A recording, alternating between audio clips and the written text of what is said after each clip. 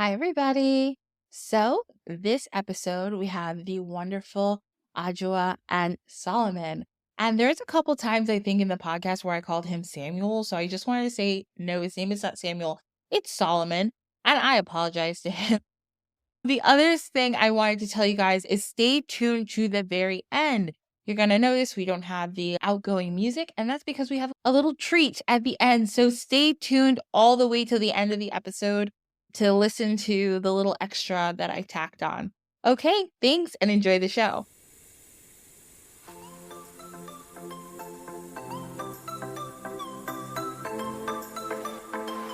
Okay, hi everybody, and welcome to Dine with the Divine. I'm your host, Ashley, and together we'll be exploring the magical, the mystical, and everything in between. On today's podcast, we're going to talk about festivals, and we're going to talk about maybe a helpful possession. We'll see what you guys think. So, today we have a twofer. I love a twofer. So, we have the wonderful, amazing, very talented Adwoa Bougie and Solomon Adeche, the creative couple behind Adeche I can never say this word. Atelier. I literally just studied how to say it and then I said it wrong. Cool. They have become they're all over. You probably see them. They're all over the TikToks and the Instagrams. They tell stories. They have beautiful paintings. They're fantastic content creators and they focus a lot on African mythology and culture. They're both full-time architects. Architecture school is hard, so congratulations. This is so ridiculous. I have a side story very quick. Everyone knows I love a rant. I'm sorry. When I went to college, this girl who dormed with us, she was like in architecture school and she just never left the building. She would just be there for like a week. It was weird. And we'd be like, is she alive? What's going on? Anyway, so let me finish your introduction because I have a bird brain. So they have full-time careers in architecture and they are a Manchester-based duo. And they've dedicated their free time over the past 3 years to crafting art. And it's literally visually stunning and beautiful and very vibrant. Anything that is colorful, I'm like, yes! I love that. Their paintings are not just works of art, but they're vibrant portrayals of the world of African mythological deities, folktales, and culture. And I know you guys just had a art exhibit, right? Yeah, we did, yeah. It was great. That's so cool. So my first question for you guys is, how did you get into doing all of this? How far back? We met at the same architecture university. The first time we actually met was at an art exhibition. So we were both exhibiting our work there. And that's where we didn't know of each other back then, but we both had our separate works up. Yeah, and then we realised, oh my God, we go to the same uni and we studied the same subject. So that was great. So that's where we first met. And then, because we're both artists and we're both kind of creative people, like Solomon was usually more of a photorealistic, using graphite, black and white stuff. I was more of an illustrator, lots of colour and stuff like that. And Solomon one day was like, oh, I really want to paint and use colour. So I was like, okay, I bought some canvases and some paint. He said it. We did some paint and stuff, and we had like a cool sip and paint kind of session, and then that's when we created our first joint piece together. And it looked so good. Really cool. And it was such an interesting process working together. And we're like, oh, this looks good. Let's do this again.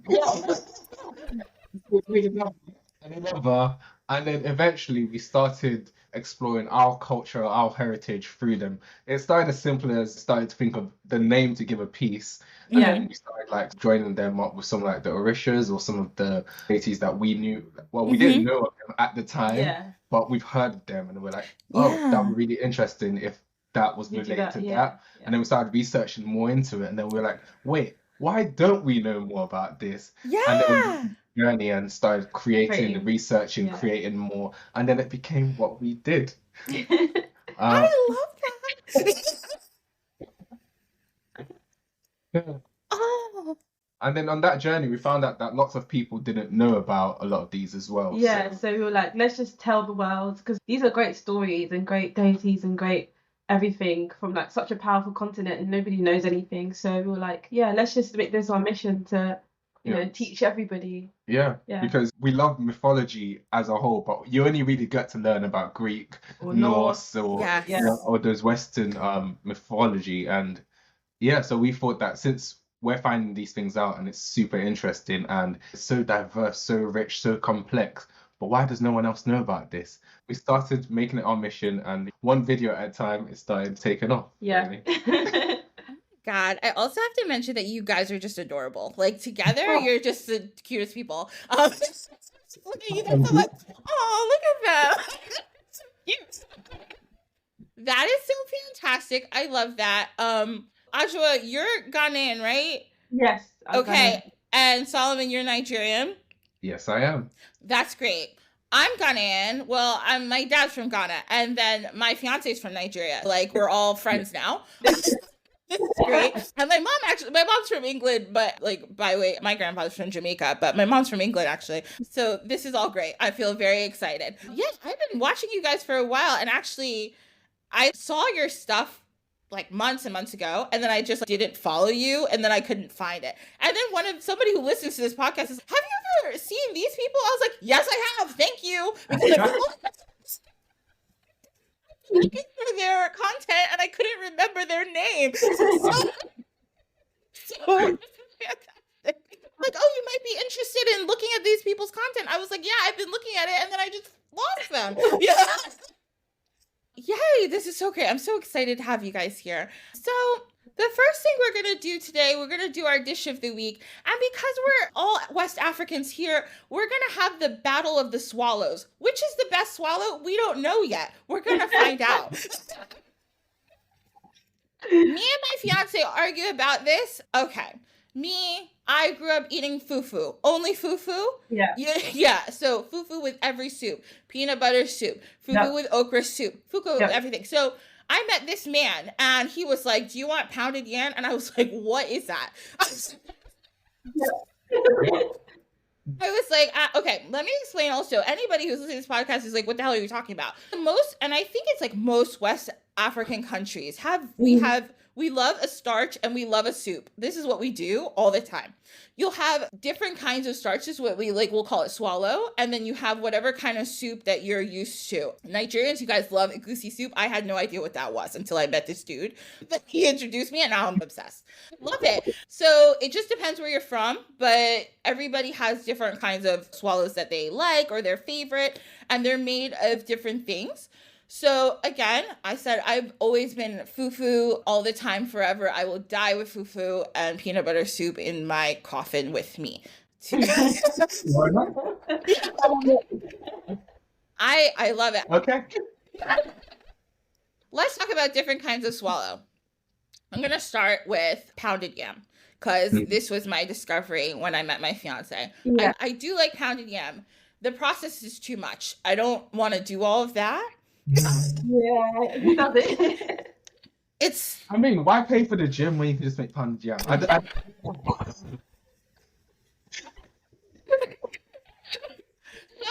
for anybody who's okay, I'm gonna put up a post on like the blog so you guys can see how they do it. But think of Americans. Think of if you've gone to one of these colonial. So in America, we have a lot of these like places that will pretend to be colonial, and they'll show how they did it in the old times. So think of like how they churn butter. Remember how it's like really hard?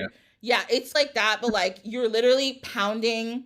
Okay, so it's so nice to talk to you guys, but then I have to remember that everybody doesn't know what this is. Okay, so we have something called yams, not yams like sweet potatoes. This is yams. They look literally like logs. Yeah. They're like long brown, and for Hispanic people, you guys will know it as yuca. They call it yuca. So you can boil it, you can bake it, you can do whatever you want with it. It's great. It's very versatile. So to pound yam, you'll like boil it, and then you put it in this butter churn situation, and you literally have to pound it with a giant stick. Yes. It looks hard. My fiance will tell you that in his town, he was like the yam pounder. This is how he made some extra money in the evenings. He would just go around. He always tells me that's how I made like a couple extra coins here and there. I was just like, everyone knew I was good at it, so I just went around and did it in the evening. I was like, I'm saying, businessmen, Nigerians. So smart. It's good. It's soft. It's not like as soft as fufu usually, I don't think. It's a little harder. Yeah, it's a little harder, but I like it. It's fine. It's whatever. Fufu is always like my love, but it's like my second favorite. Yeah. What swallows? Do you guys have a favorite swallow? Yeah. Okay, it'd be pounded yam. So, but I'm literally like you, Ashley. Like I grew up eating fufu all the time. I love fufu. Especially because I used to live in Ghana, so oh my god, it was just amazing.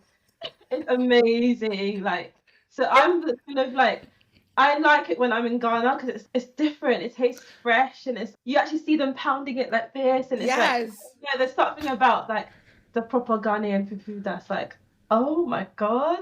Yeah. And I love it as well. Yeah. Peanut soup is chef's kiss. Oh, it's my favorite.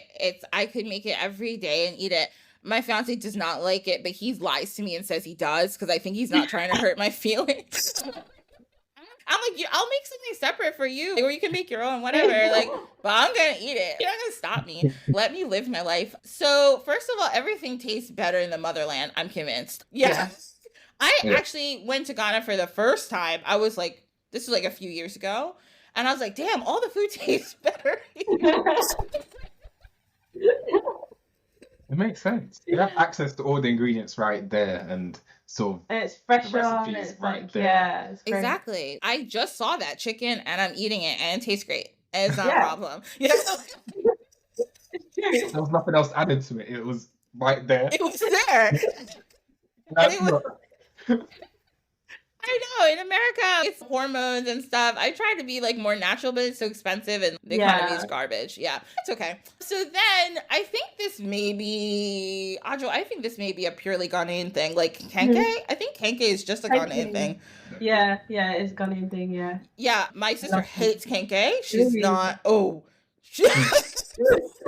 were at my aunt's house when we were in Ghana and like we ate that for lunch one day and she's like, oh no. I don't eat it that often, so I forgot that she didn't like it. So then I felt bad. I was like, are you good? She's like, oh, it's okay. I just won't eat now. I don't want to ask her for anything else. I'm like, all right. God, she didn't like it, but I like it. Describe it to me. What is it? Like, so it's like swallow, yeah. Okay. Yeah, it's like, but it's like it tastes like a little sour. Yeah. Yeah. Okay. It's fermented dough. Yeah. Yeah. It's not harder as well. Yes, and it's usually wrapped in like is it this it's leaf? It's that brown leafy thing. I don't know what it is. Me either. Yeah. Yeah, it's an acquired taste. I like it though. I think I've seen that. You might have seen it, yeah. You might. Yeah, a lot of times you eat it with like corned beef. Yeah. I like it with corned beef. Okay. Yeah. It's good. We like corned beef too. Yeah. I've never seen I'll show you a picture.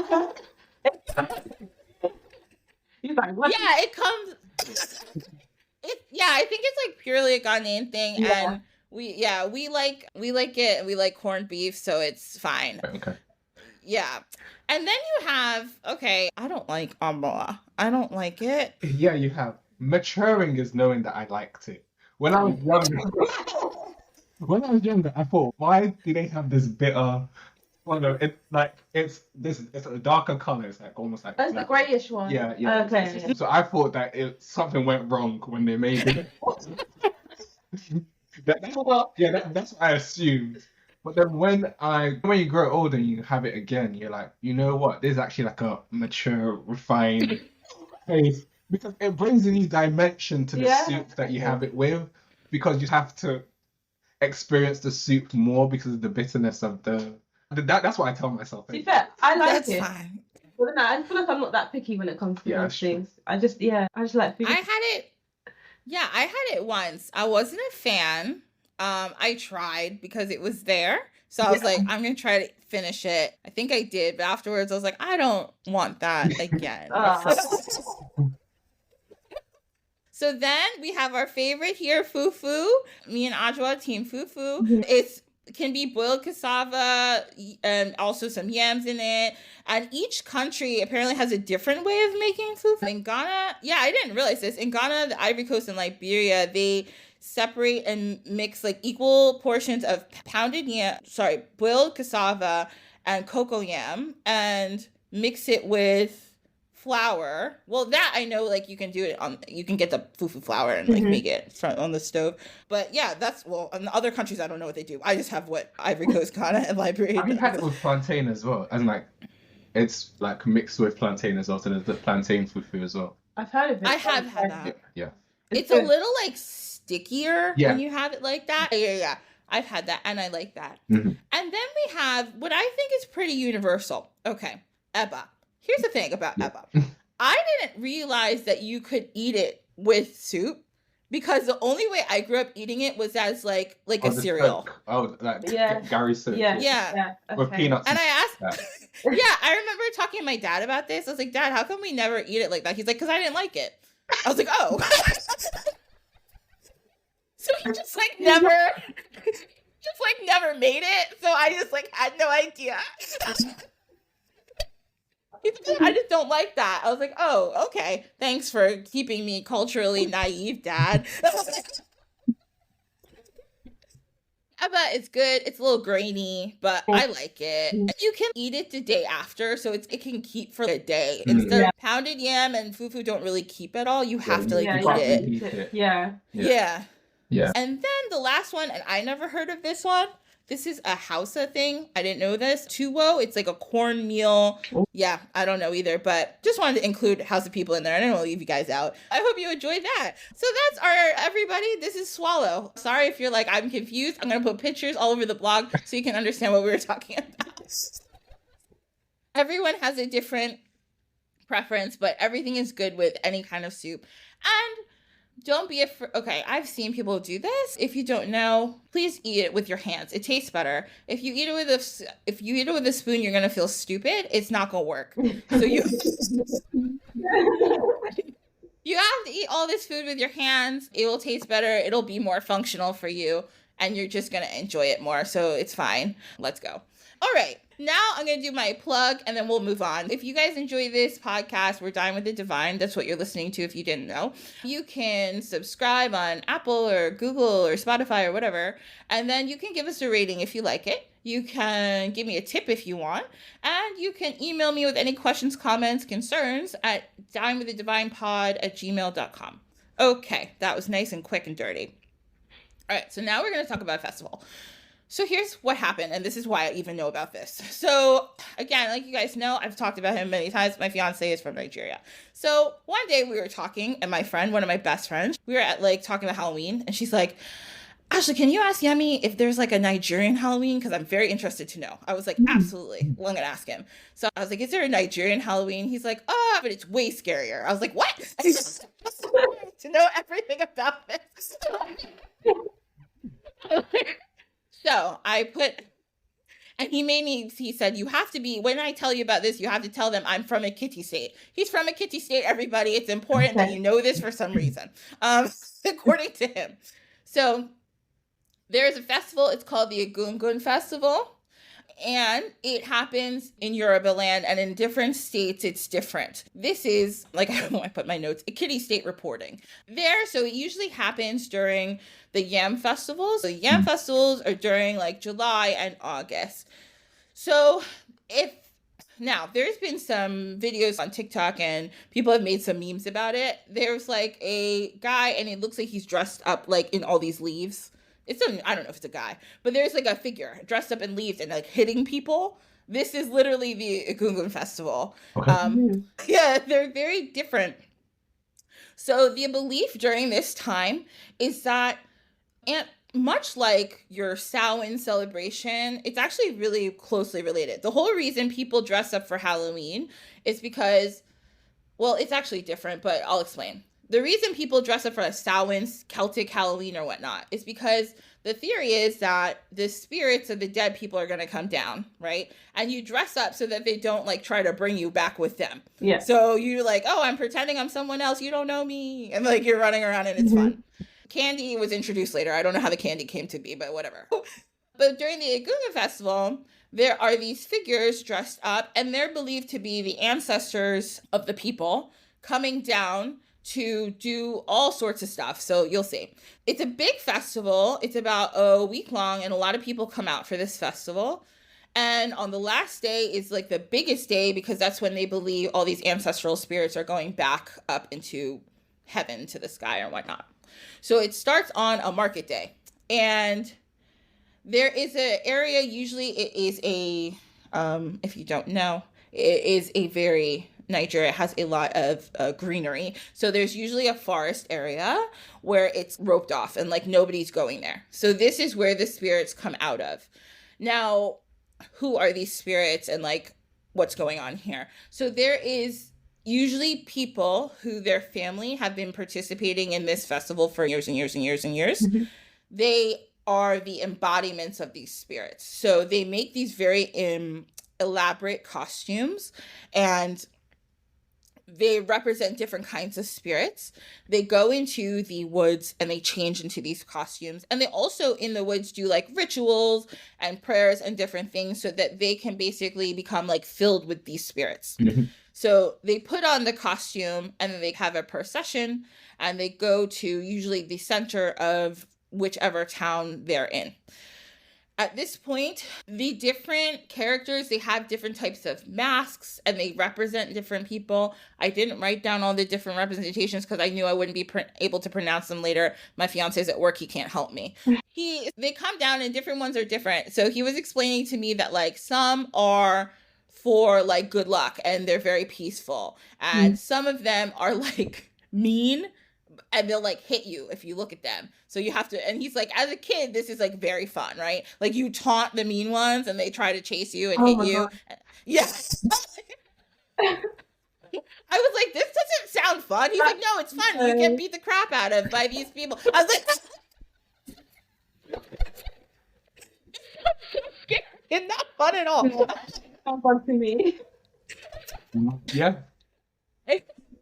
I know, I was like, this wouldn't be me. I can't run fast, so I can't play with these spirits. I'm not a runner. Some of the spirits, though, what they do is go to different people's houses. For instance, if somebody's petitioning for something, say there's a woman who is trying to get pregnant, or there's a couple trying to get pregnant, or somebody needs a job, or whatever they are hoping for, they can go to these spirits, usually it's money now, but give these spirits money, and they have special items in their hands, and they basically will bestow it on these people to help them achieve what they want to achieve. Pregnancy, money, a job, if they're sick, or somebody is sick in their family and they need help.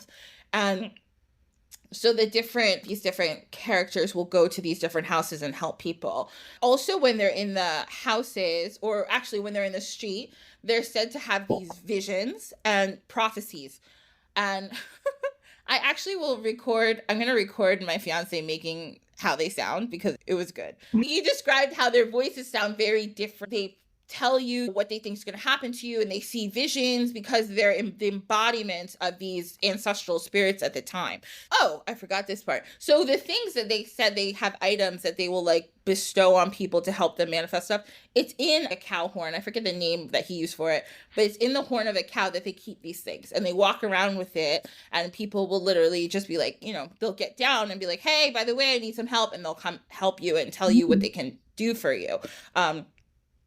So this is really popular. A lot of the people in these different towns will come out, and every town has different costumes. And I was looking on the internet. The most elaborate costumes that I found were most of like Yoruba people who lived in Benin. Their costumes were extreme and they look very heavy, and everyone looks hot. I don't know how they're wearing that. It's hot.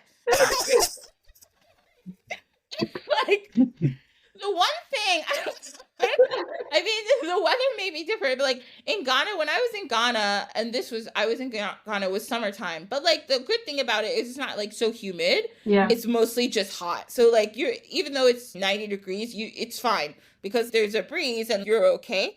But I still don't know how people are wearing all this. You're going to see on the blog, all these clothes. It's a lot. And they're wearing a mask, and and some of them have costumes where they're just covered by leaves. Also hot. I don't know how everyone's not sweating their butts off. Yeah, that's crazy. I don't know how. Yeah. Yeah. I even feel hot just thinking about it. Yeah. I guess it's the same way people like wear like mascot costume like outfits in like parades and stuff like that. Yeah. Like I guess you're ready for it because I have 2 hours and I'm out. Like, don't ask me anything after these 2 hours. I'm back in that forest. My shift is over after this. I need water and I need rest. I'm tired. Yeah. Also, this celebration, according to Yemi, that's the name of my fiance. According to him, this lasts for like 24 hours. Things will be going on all night also. I guess they gotta have a lot of shift changes because everyone's tired. You'll hear people on the street at night. Obviously, it's not gonna be as loud, but people are doing stuff at night. People are doing special rituals at night. And all of this is from hundreds and thousands of years ago. So this has been going on and on for forever. And just a quick note, we're not going to actually talk about the Orishas this time because I found this other thing that we're going to talk about. Don't worry about it. But anyway, the Orishas, that like, if people are like, well, I don't understand this culture, a lot of people in the Americas know the Orishas because we have a lot of what they call African traditional religions or diasporic traditional religions like Santeria, especially if you live in the Northeast like I do, near New York. You know a Puerto Rican who knows, ask any Puerto Rican what Santeria is. They'll tell you. They're either scared of it or they think it's great. We'll tell you everything about it. Like, so this is the culture where this festival is coming from, if you're wondering what I'm talking about.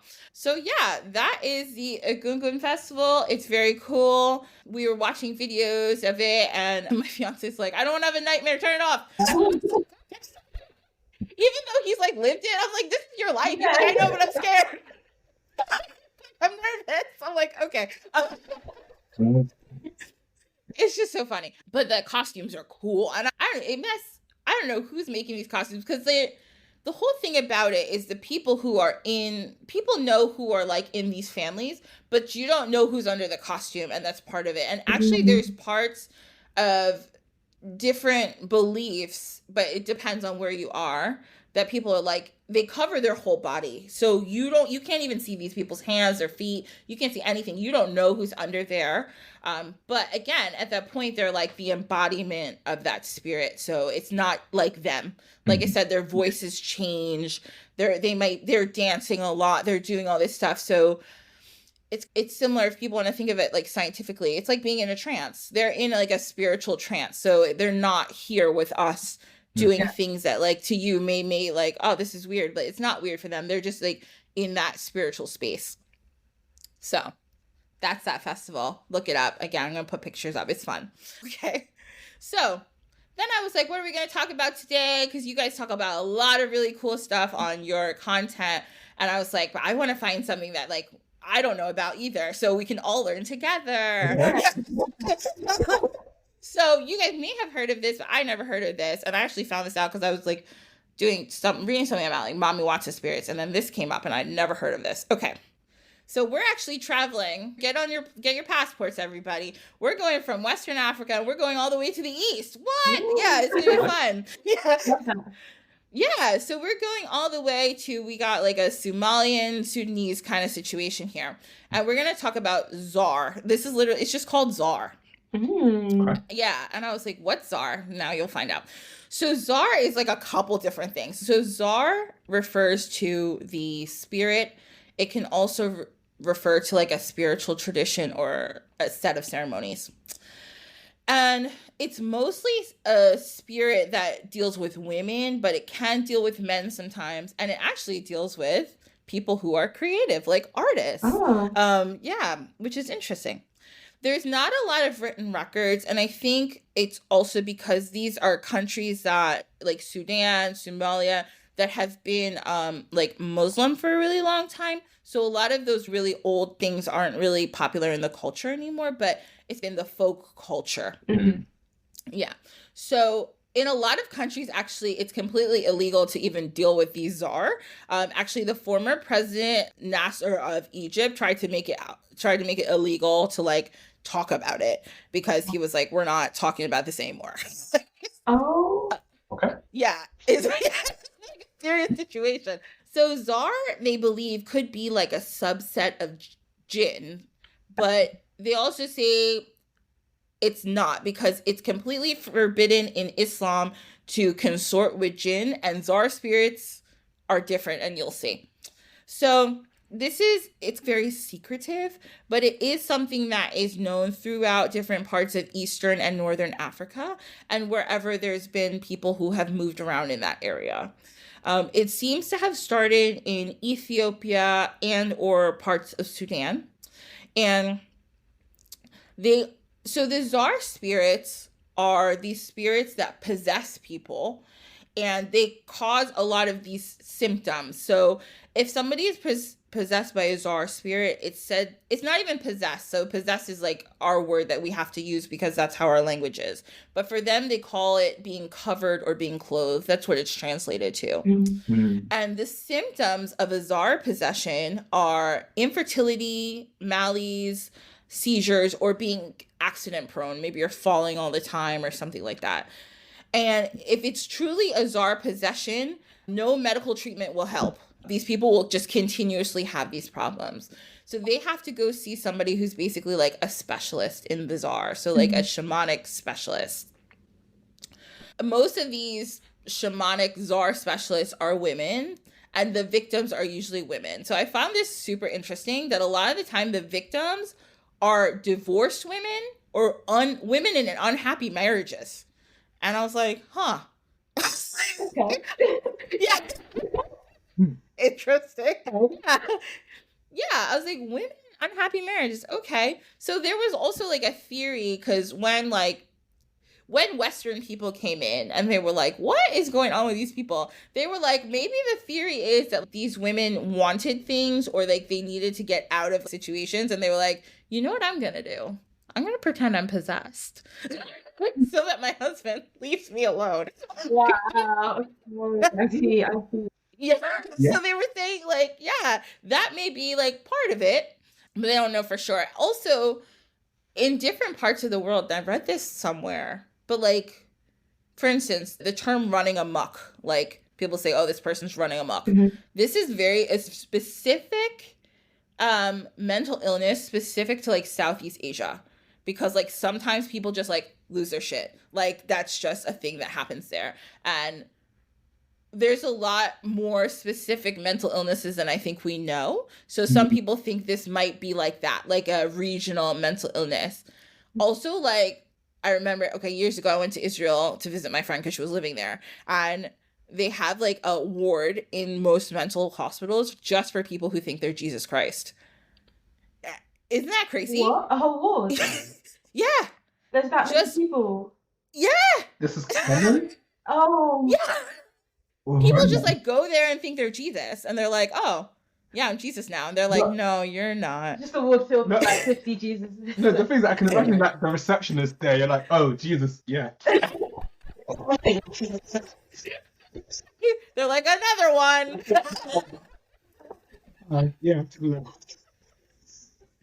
Yeah. I know, they're like, this is the 40th person today who thought they were Jesus Christ. Interesting. Okay, yeah, they think, and the other reason they were like, these are unhappy housewives, is because these Zar spirits, they crave very specific things. It's always like luxury items. It's like very fancy perfumes, very fancy foods, fancy clothes. They're like, oh, are these just women who want stuff and their husbands aren't buying them? I wouldn't be surprised if that's what it is, because it's a very specific set of circumstances that. Okay. And we actually also talked about this in a different episode. That we were talking about Southeast Asian spirits, like these scary spirits. And we were talking about how a lot of them were like women who like were vampiric women. Like they would kill these people just like because they were wronged. And our guest at the time, Sun, she was making a point. She's thinking about like, and this happened all over the world, right? Women who are disenfranchised, who like a long time ago, they weren't allowed to have jobs, or like they had to stay home. The only way they could get what they want were by being sneaky about it. So they'd be like, I'm possessed. I need a new dress now. Like I need some better It's not clothes. me. It's that like, I didn't ask for this. I was minding my own business. They're like, I wasn't doing any. I was possessed by this spirit, and like, and we talked about, like, in the case of those other spirits, these South Asian spirits, we were talking about how a lot of the time it was like the story was like, oh, a woman who got pregnant and her husband left her to deal with the child, so she became an angry spirit. Because just don't do that. Yeah. That was like the story. Now she runs around and kills men and sucks their hearts out. Yeah, because just don't abandon your baby. Yeah. I mean, it's pretty easy. Like, we don't even do it for that one. Like, back in the day, people were probably just these stories will inspire people to not do things wrong, right? Do the right thing. Mm-hmm. Buy your wife a new dress if you're the one who's making the money, I guess. So the other thing about Zar spirits, okay, so they're very attracted to humans. They want to possess people, and they get different offerings depending on the spirit. So how they identify a Zar spirit is that the Zar spirit will reveal itself during a ceremony. It will speak through the possessed person. It may come to like the shaman who's trying to help that person in a dream, and it may take the shaman will take like an item from the woman who thinks she might be possessed and put it under their pillow so that when they sleep they can dream and figure it out. They need to be in a body. They need to use the body as a proxy. They will ask the human to do whatever it is that they need. So if the Zar is like, I want a green dress, you have to get that human a green dress. If they want like this fancy incense, you have to get it for them. And the Zar are really rebellious, and they do things that like quote unquote women aren't supposed to do, or like not proper for women. Like they want to drink maybe a lot of alcohol, they want to go to a lot of parties, they want to smoke lots of cigarettes and do like all that rebellious stuff. But the difference between a lot of Zar, which is interesting. So Zar can be different religions also. You can have Muslim Zar, and you can have Christian Zar, you can have like indigenous religion Zar, whichever one. So like, for instance, Muslims they don't drink. And Muslims are the only ones that can be exorcised. They're the only ones that can come out of your body, because the Imam has a special way of doing like a Quranic exorcism. They're the only ones that can be expelled. The rest of them stay in your body for the rest of your life. And that's it. Wow. Wait, so you can have more than one in you, and only like the Muslim one leaves? Or is it if you just happen to have the Muslim one, it's curable? If you happen to have the Muslim one, it's curable. Right. If it's not Muslim, it doesn't care. Yeah. Wow. The question is, how do you find out which one you have? Because people trying to find out, does my dog speak Spanish? Like, did he respond to me saying kissing? So, as me not being a Zar specialist, I'm assuming that your Zar doctor will tell you, like, they'll diagnose you, like, you have a Muslim Zar, so we can go to your local Imam and they can help you. Or, like, your Zar, they're like, your Zar don't believe in nothing, so I don't know what you're gonna do. Oh, God. Yeah. I know, I'm like, what if your Zar is, like, an atheist? I don't know what you're doing. Looking good. So because the only Zar that leave are the Muslim ones, you're like, oh no, what do I do if I don't have a Muslim Zar? Yeah. Well, girl, you're gonna have to deal with it, because this is what happens. So they say that the Zar spirit can actually become an ally, but you have to go to like your Zar doctor to figure this out. They have to figure out how to appease the Zar, get it whatever it wants, I guess, and then they do ceremonies, they drum, they dance. Sometimes they do sacrifices of an animal that they usually eat afterwards. And this can take a few days to a few hours. This can take a while. Each Zar is completely different. They want completely different things. And like I said already about and one thing I thought is hilarious is non-Muslim Zar, they'll drink alcohol, but Muslim Zar like soda. I think I can find out as well. There you go. If you're drinking soda and you're like, yep, that's it. My Zar likes it soda. don't have a Muslim czar, or you do have a Muslim czar. They also typically like fruit, cheese, olives, beer, perfume. Again, if it's a Muslim, they won't drink the beer. Mhm. Ethiopian czar like coffee. Which Oh. a lot of Ethiopian people drink coffee, so I guess that's common there. Yeah. And they have special talismans, the Ethiopian ones that they make.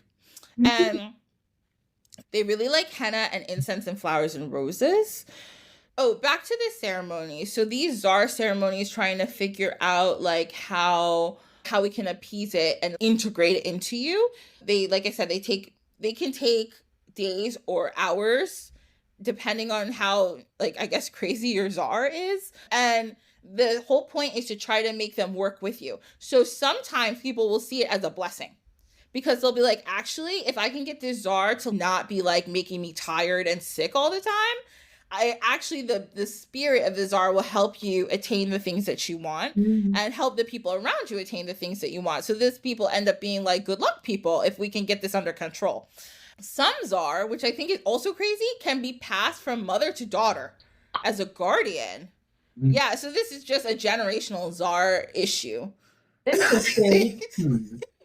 I wonder how it happens. Like, I mean, huh? your mum wants certain things. Then yeah, okay, fair enough. I guess it's like passed through your umbilical cord.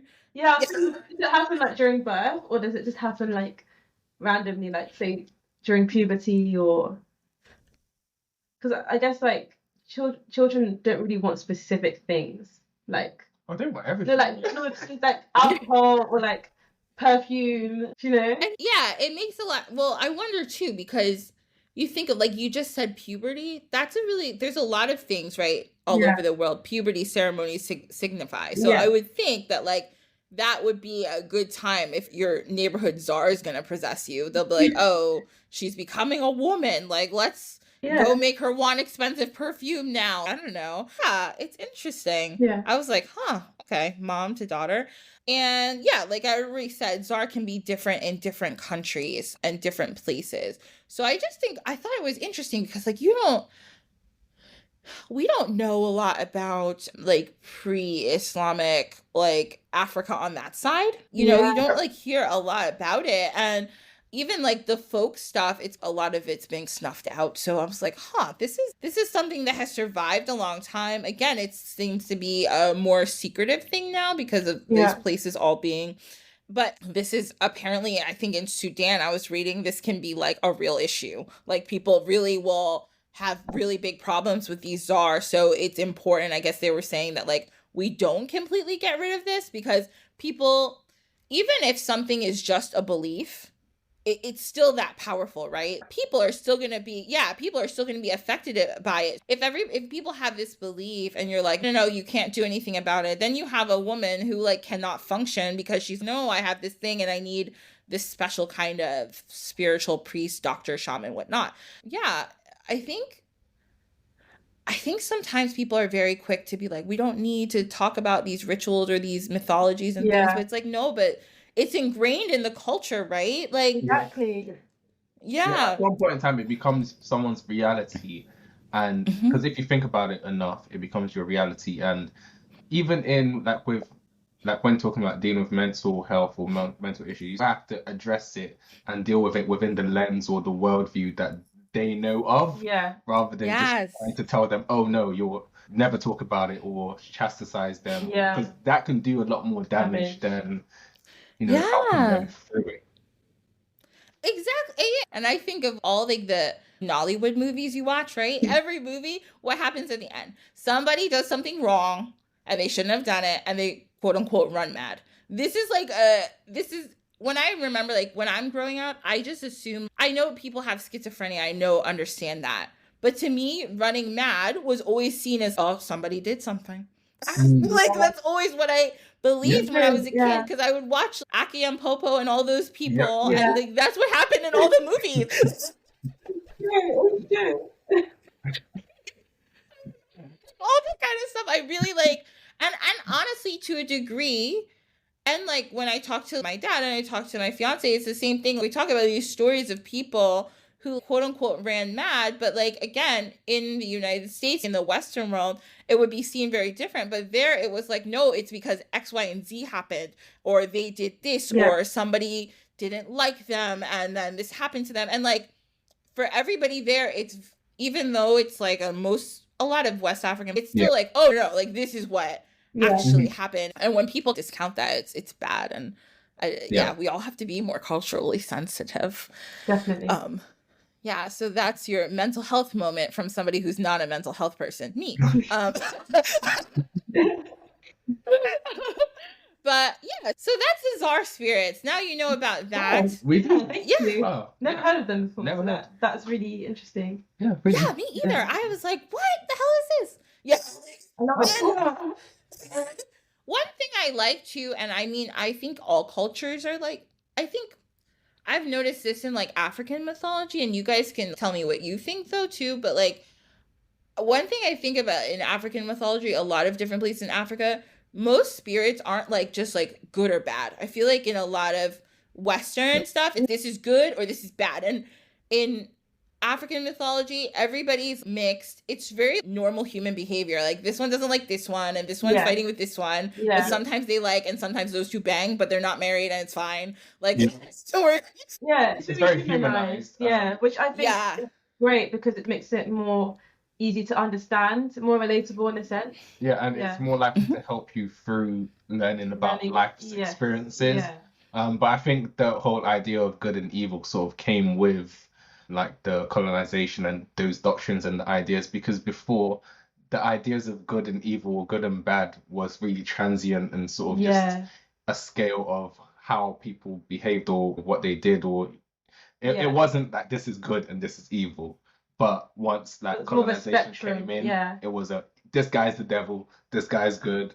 Yeah, you have to categorize it in these two ways. Yeah. And then people started to adapt to that, and then that's when you start getting people doing things spiritually which is just bad, or which is good. And it's interesting. It's interesting to see how it's developed. Yeah, it really is. And I think like you just said, it helps people. Well, both of you just said this. It helps people a lot more when you can look at even the stories of the deities and these different things. It's even, especially I'm thinking of the Orishas, especially like they argue, they like don't get along sometimes. This one doesn't like this one. But there's so many stories of them, and then there's stories where they all come together because they're like, well, we have to deal with this shit, or like we have to deal with this, well, we have to just get along for today, and then we're not gonna talk again. Like, so it's fine, like, you know. But I think it shows so many stories. There's so many stories that show like community and forgiveness and like working together, and I like really, and it's way more about all these mythologies are more about community and community help. Like everybody ends up having to help everybody. And I think like when you think of a lot of the major Western religions, it's all about the individual. You have to be good, and if you're not, you're gonna go to hell or whatever. But this is no, we all as a community have to work together, because we're not gonna eat if we don't do some type of ritual for this god or goddess, or like all our water is going to go bad and we're not going to be able to fish. So we all have to hang out together and like get along, even though I hate my neighbor and she's a bitch. Like, but we also have to, for this week, we all have to get along. I really enjoy that. And I love the way that you guys present the stories. I like really admire, first of all, your art is amazingly beautiful, and the way you explain the stories are easy for everybody to understand, and I feel like easy to relate, and I love that you're just like bringing this to the forefront. I think it's really cool, so thank you. You're doing everyone a service. Yeah, absolutely. You're doing us all a service, so thank you. So now we can come to the end of the show, so I just want to thank you guys for being here, and just let everybody know where they can find you, like on the internet and all that good stuff. So you can find us on Instagram and TikTok, Atelier. So Adeche. Adeche .Atelier. Yeah, it's hard to spell. I'm not going to spell it right. All the links will be in the show notes anyway, so you just literally have to go to the show notes and click, and you'll find all their social media. I promise. Amazing. So. Or you can find our work on our website. You can buy stuff, beautiful art to your house. There's definitely something that you'll connect with at Adeche mythological.com. Yeah. Yeah. And we have a podcast as well, Afro Mythos, where we speak more about the deities and the folklore stories. Yeah. That's about it. Yes. Listen to their podcast. You guys also have very nice voices. I enjoy listening to it. Yeah. It's very therapeutic. It makes me feel really good and relaxed. And it's the accent. Yeah. Everybody, especially Americans, love a British accent. When I used to go to school, people be like, is your mom coming? I love the way she talks. I'm like, okay, calm down. Calm down. It's not that exciting. Like when you hear it every day, you're like, it's fine. Yeah, well, she lost it. If my friends, people who don't know, they're like, oh, your mom, the accent's really strong. But then when she speaks to her siblings, they don't think so. They think it's so faded. But I don't know, because it's hard. I hear it every day. It's the same thing. Yeah. Like my dad's been here since the 70s. But my friends are like, I can barely understand your father. And I'm like, I don't know. Like, his accent's fine. I don't see what the difficulty is, but whatever. But thank you, everybody. All those links will be in the show notes. Thank you again for being here. Once again, this is Dine with the Divine. We're on Apple. We're on all the major platforms. It's free. Subscribe. Why not? You can find us on dinewiththedivine@gmail.com if you want. dinewiththedivinepod@gmail.com if you want to email us. Social media, I'm Dine with the Divine, like TikTok and Instagram and all that good stuff. And if you want to follow me, Ashley, I'm Sankofa HS. That's SANKOFAHS. And Sankofa Healing Sanctuary on Facebook. And once again, thank you guys so much for being here. Thank you, Samuel. Thank you, Adwoa. This has been so much fun. And we're going to have all a good day and have a great week. And I'll see you next time. Bye. Bye. Everybody. So, this episode, we talked a lot about the Egungun Festival, and I said one of my main sources was my lovely fiance. He is here with us, and he's going to do the voice that I was telling you about. So I'm going to let him introduce himself. Good evening, everybody. My name is Yemi Akinlaja. I was born in a town called Ikere, Ekiti, in southwest Nigeria. So I grew up, attending Egungun Festival. I remember very well, even when I was in primary school. After school hours, we have to go to the marketplace to see different Egungun parading and going around different houses. And I can remember how they talk and everything, and because it was part of my childhood. So you ready? So now he's going to example for us on how they sounded when they would be telling people different prophecy or just talking in general, right? Yeah. These are the masquerade, the Egungun spirits with the people in the costumes. This is how they would speak to other people, right? Yes. Okay. So when they arrive in front of your house, to let you know that Egungun is around, even walking on the street, you will know Egungun is around. And their voice, their greeting is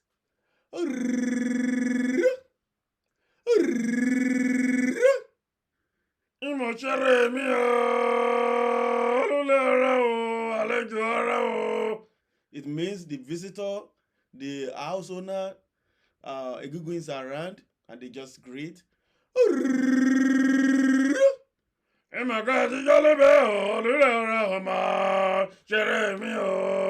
They will have like a voice to like singing and very very loving, and little kid can be little scared with but as I'm growing old, I get used to everything. I have some of my friends that are from Egungun family house, that make me know a little bit about them, so I don't get scared anymore.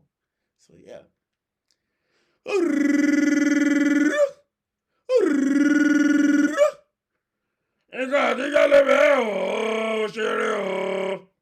Ashley Akpan, Momo Kia Kia o. Ashley Akpan, Momo Kia Kia o. Èmi lọ́mọ ẹkùn, ọmọ gbọ́, ọmọ ṣàìsí, ọmọ ṣẹ̀ṣẹ̀ abíyárí. Èmi ọmọ alágbàṣọpá inú bí ẹni mo mọ̀ kí ọlẹ́bẹ̀ o. Ìmọ̀ ṣeré àmà ṣe yìí ṣàmọ́dún o. That means they will do this year and they will do the next year. They will do many, many more festivals. Oh. Yeah. Okay. That is it in a nutshell. Wow. There you go, everybody. Wasn't that a treat? Thank you so much, babe. You are very welcome, sir. So now you know the man that I talk about all the time. That's him. Thanks, everybody. So I hope you enjoyed this little extra. Bye. See you next week. Bye, everybody.